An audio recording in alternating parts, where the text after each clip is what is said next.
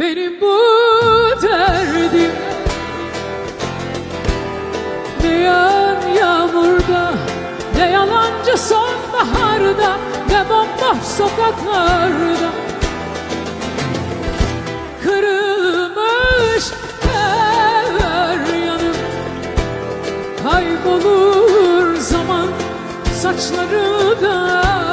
Gözlerim sokaklarda, sebebi isyan.